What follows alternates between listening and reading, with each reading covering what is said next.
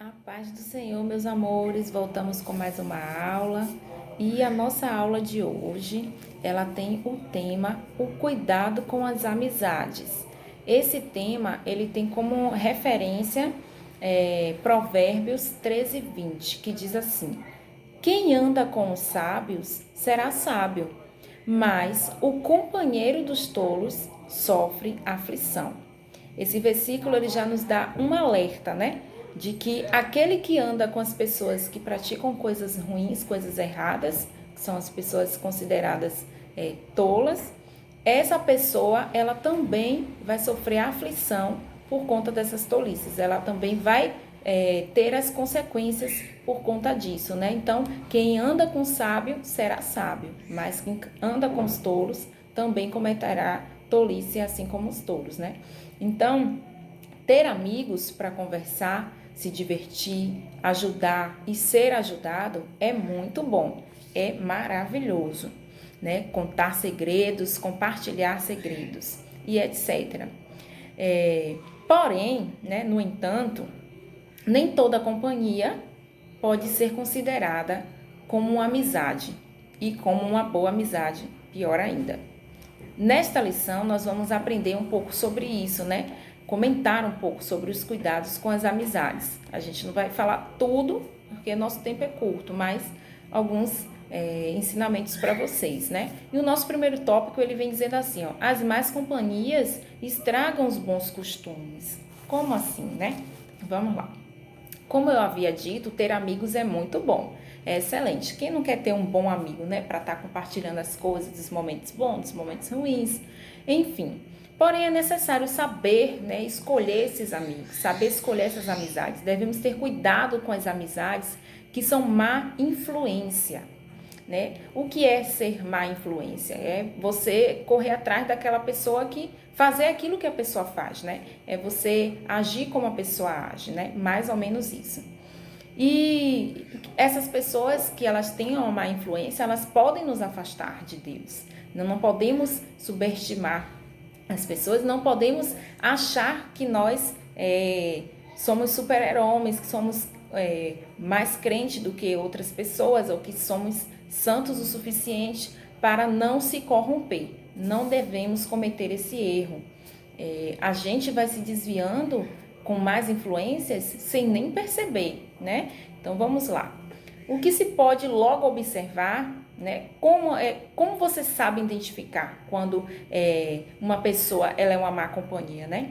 O que se pode logo observar é se essa pessoa ela teme a Deus.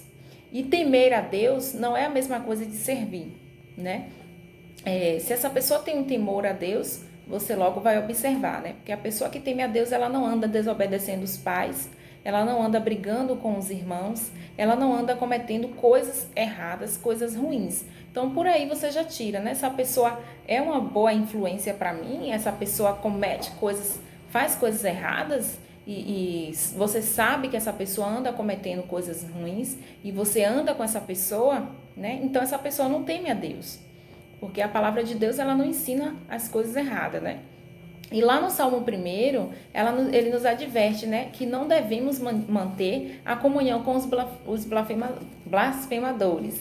E todo mundo conhece um pouco desse salmo, né? Vou ler só o versículo 1 para vocês. Bem-aventurado o homem que não anda segundo o conselho do ímpio, nem se detém no caminho dos pecadores, nem se assenta na roda dos escarnecedores. A Bíblia, ela nos ensina tudo e ela nos adverte por que nós não devemos andar. Porque pessoas com mais influências, elas influenciam sim. Você pode ser a melhor pessoa do mundo, você pode ser um filho bom, você pode ser um irmão bom, você pode ser um coleguinha bom, pode ser um aluno maravilhoso, mas se você começa a andar com pessoas que têm uma má influência, você começa a cometer as coisas ruins que aquela pessoa faz. E muitas vezes você faz isso sem nem perceber, né? Eu sei que isso acontece não só porque a Bíblia está falando, mas porque eu também já passei por isso, né?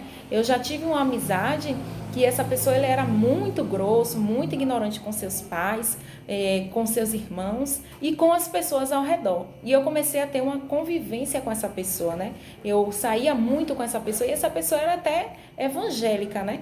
Mas ainda não estava completamente Então, a gente tem que vigiar também com as nossas amizades na igreja, né? Porque às vezes a gente precisa ajudar aquela pessoa a ficar mais firme com Deus e não cometer os mesmos erros que essa pessoa, porque às vezes a gente tem uma amizade dentro da igreja, mas a pessoa precisa ainda de uma libertação. Então nós é que temos que influenciar para o bem. E aí essa pessoa, ele era muito ignorante, né, como eu havia dito. E eu comecei a ser assim como ele, e eu não percebia. Né? Minha mãe ficava falando, meus irmãos, você está muito ignorante, você está muito grossa, você não era assim, é por causa de fulano. E eu achava ruim, mas depois eu comecei a observar que eu realmente estava agindo da mesma forma que essa pessoa estava. E aí eu comecei a buscar a Deus e pedir a Deus para que não permitisse que eu fosse influenciada mais por essa pessoa. E eu comecei a me afastar, né? E a querer fazer o que era certo, que era honrar os meus pais e agradar a eles, né? E tratar as pessoas como elas devem ser tratadas, de forma correta, de forma, né, melhor. E então não é da forma que a gente percebe muitas vezes que a gente está sendo mal influenciado. Às vezes a gente não percebe.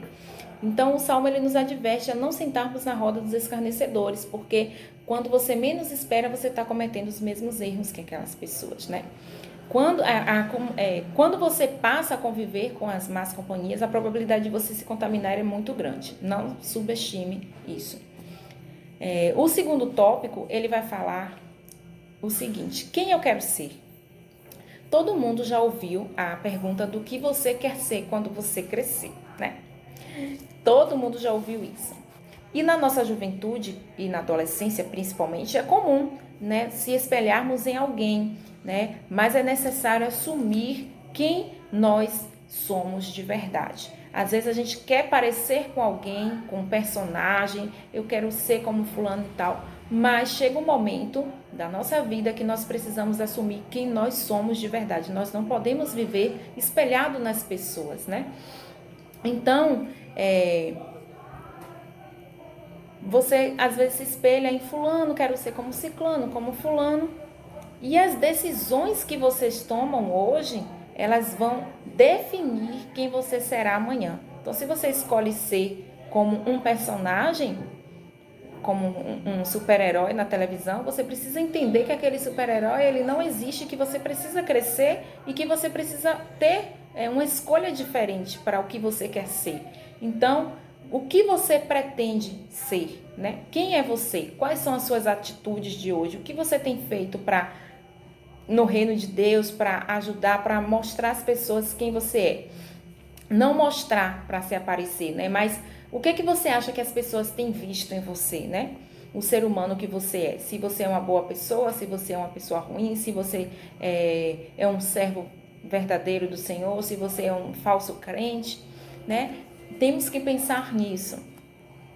E Deus, ele nos concede optar pelo certo ou errado, entre a bênção e a maldição. Tá lá em Deuteronômios 30:19, que diz assim, ó: o céu e a terra tomo hoje por testemunha contra ti, de que te pus diante de ti a vida e a morte, a bênção e a maldição. Escolhe, pois, a vida, para que vivas tu e a tua descendência. Então, nós temos livre-arbítrio para escolhermos se a gente quer o bem ou o mal. E o Senhor, ele está nos oferecendo sempre o melhor, sempre o bem. Então, que possamos escolher o que é bom da parte do Senhor, decidir fazer o que é do agrado do Senhor, né? E a Bíblia, ela nos ensina, né, para que nós venhamos aprender a colocar em prática a palavra de Deus.